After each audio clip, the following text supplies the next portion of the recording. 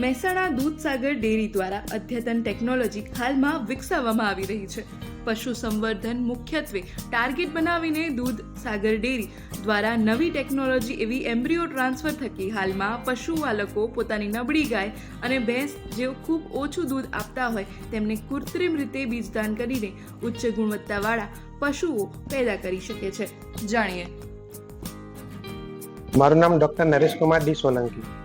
આ એક અદ્યતન વૈજ્ઞાનિક ટેકનોલોજી છે જેને આપણે એમ્બ્રિયો ટ્રાન્સફર ટેકનોલોજી કહીશું. આ ટેકનોલોજીમાં ઉચ્ચ ગુણવત્તાવાળી ગાય અને ઉચ્ચ ગુણવત્તાવાળા સાંડનું શુક્રકોષ અને ગાયનું સ્ત્રીબીજ બંનેને લેબોરેટરીમાં ફલિનીકરણ કરી એમ્બ્રિયો બનાવવામાં આવે છે. એ એમ્બ્રિયો આપણા મિલ્ક શેડિયામાં ઓછું દૂધ આપતી ગાયમાં મૂકવામાં આવે છે, જેને આપણે એમ્બ્રિયો ટ્રાન્સફર ટેકનોલોજી કહીશું.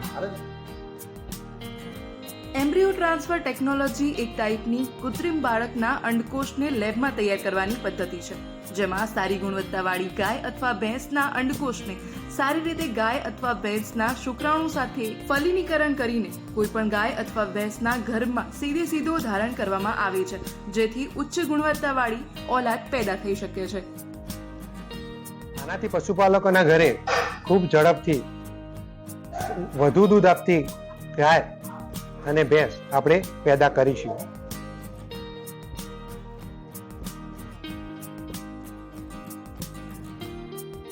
ના, આમાં એવું નથી. આપણે ઓલાદ સુધારવા માટેનો પ્રોગ્રામ છે. એટલે આમાં જે ગાયો રેગ્યુલર ગરમીમાં આવતી હોય, રેગ્યુલર બીજદાનથી ઠેરી જતી હોય અથવા ગાભણ થઈ જતી હોય એવી ગાયોમાં જ કરીશું.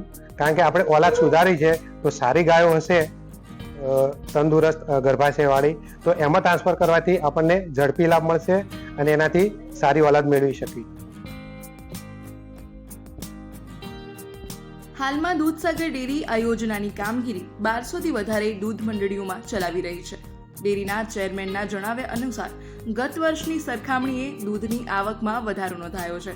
હાલના પ્રયોગમાં આશરે 22% જેટલી સફળતા મળી છે અને ભવિષ્યમાં આ સફળતાનો દર વધારે ઊંચો જાય તેવી કામગીરી ચાલી રહી છે. નવી પેઢીના પશુઓની આગળની પેઢી પણ આ ગુણવત્તા જાળવી રાખે છે, જે લાંબા ગાળે પશુપાલકોને ફાયદો આપે છે. આમાં હાલ આપણે 22% રેશિયો છે, મતલબ 100 ગાય 22 ગાય આપણે પ્રેગ્નન્ટ થઈ છે. દૂધસાગર ડેરીએ એનડીડીબી અને અમૂલ ફેડરેશનના સહયોગથી આ પ્રોજેક્ટની શરૂઆત મહેસાણાના જગુદણ કેન્દ્ર ખાતે કરી છે. સામાન્ય રીતે એક એમ્બ્રિયો ટ્રાન્સફરનો ડોઝ તૈયાર થવા માટે ખર્ચ લગભગ 15,000 જેટલો આવતો હોય છે, પરંતુ સરકાર અને ફેડરેશનની મદદથી 2500 રૂપિયામાં જ પશુપાલકોને આ ડોઝ ઉપલબ્ધ કરાવવામાં આવશે.